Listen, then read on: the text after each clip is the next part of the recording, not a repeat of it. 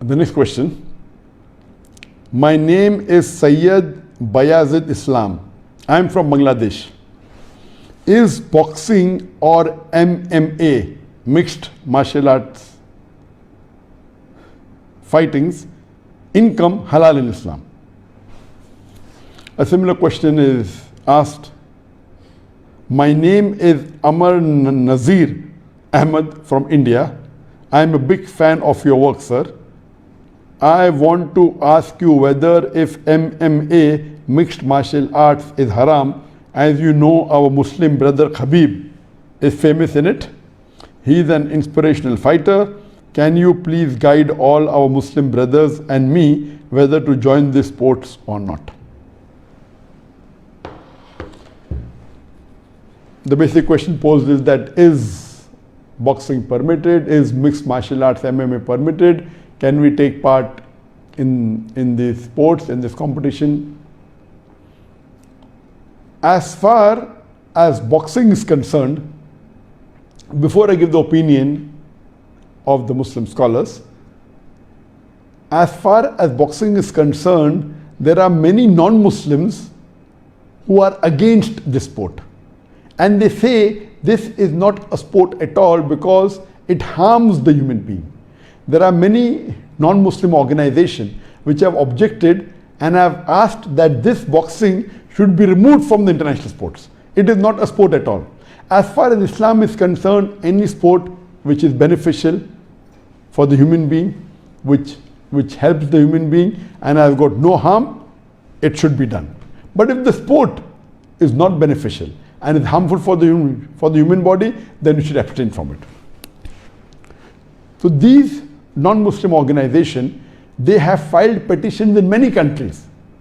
Unfortunately, most of the countries have disagreed except Sweden. Sweden is the only country which has agreed to ban boxing as a sport. If you read the Huna magazine, which published from London, they say in the magazine that from 1945 to 1983, in a span of 38 years, 350 boxers have died because of injuries during the boxing match. And there are tens of thousands who have been injured. So based on this, they want to ban this sport because it is harmful for the human being. As far as the Islamic ruling is concerned, we know that our beloved Prophet Muhammad said that when two of the Sahabas were wrestling, he said that do not hit on the face. The Prophet prohibited from hitting on the face. We also know that when the lady who was given the punishment of stoning to death because of adultery, the Prophet said, do not stone her face. Imagine when there is a had penalty given, when a person does adultery and this punishment given, even at that time the Prophet said that do not hit at the face. So in Islam, hitting at the face or injuring the face is not permitted. So based on this, if you compare and see in boxing you get points, especially when there's a boxing match, and you get more points if you hit at the face. The maximum point that you get is hitting at the face, and the best match you can win is with a knockout punch.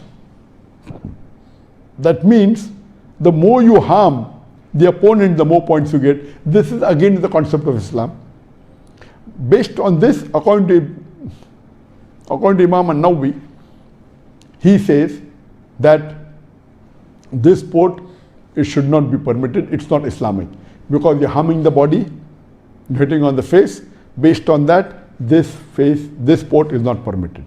So based on this hadith of not to harm the face, not to harm the human body, most of the scholars, they say that boxing and any type of martial art which causes injury to the human being, in which it involves hitting of the face and injury of the human being, it is not permitted.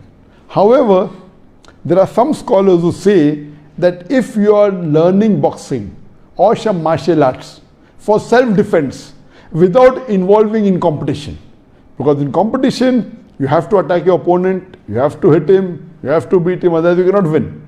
So they say that if you train yourself in boxing or martial arts only for self-defense or only for health reason or also being prepared for jihad, etc., but it doesn't involve in competition where you have to hit the other person, in these cases it is permitted. This is said only by some scholars, but the majority scholars says involving in boxing as well as martial arts where there is injury to the human body and attacking the other person, it is prohibited.